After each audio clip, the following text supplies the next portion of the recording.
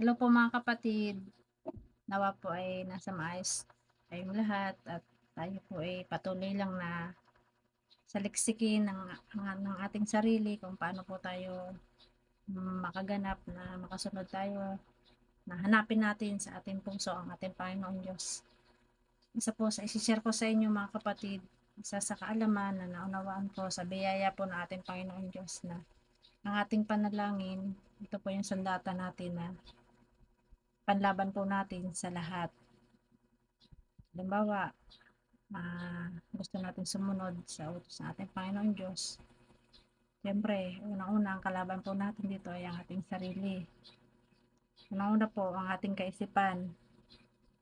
Pag halimbawa, nakakaisip po tayo ng mga negatibo, isa na po yung hadlang. Kapag nag-isip po agad tayo ng negatibo ngayon, matatanggalan po natin yung negatibong ito, ipanalangin lang po natin sa ating Panginoong Diyos. Sabihin lang natin, in Jesus name, kung ano man tong negatibo na pumapasok sa kaisipan ko ay tanggalin mo po, Panginoon. Ayun po, halimbawa buo po ang faith nyo, sinuko nyo sa ating Panginoong Diyos at nanalangin tayo, automatic po yun mga kapatid, mawawala po talaga. Yun, refresh na po ulit tayo. Halimbawa naman, meron po tayong nasabi, alam natin na hindi kaya-aya sa pandinig at paningin ng ating Panginoon Diyos. Kailangan lang po natin humingi ng kapatawaran sa ating Panginoon Diyos.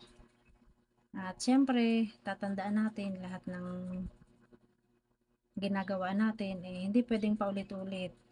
Kailangan mag-a-adjust tayo unti-unti sa ating sarili na ganapin natin na makasunod po tayo. So, unti-unti. Ganun lang mga kapatid, unti-unti lang naman talaga eh. Siyempre, pag ang ating Panginoon Diyos po ang laging pinanghahawakan natin, wala pong imposible sa Kanya. Binibigay niya po lahat to mga kapatid.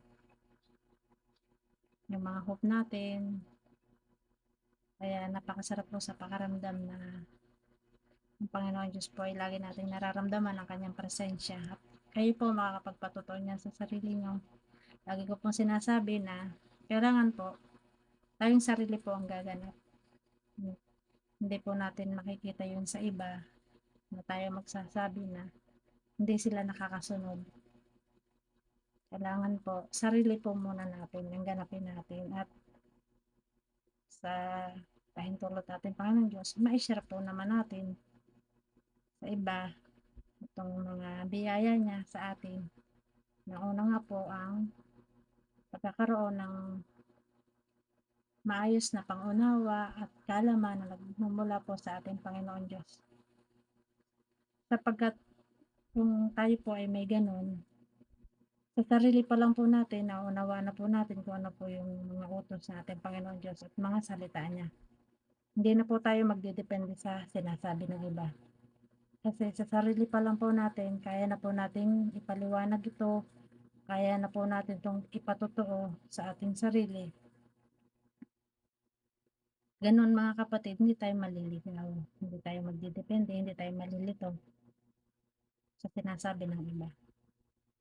Yun lang po mga kapatid, ang tips ko sa inyo. Bye po. Baka po'y maging gabay ang lahat para po sa sama-sama po tayong makalapit sa ating Panginoon Diyos. Bye po.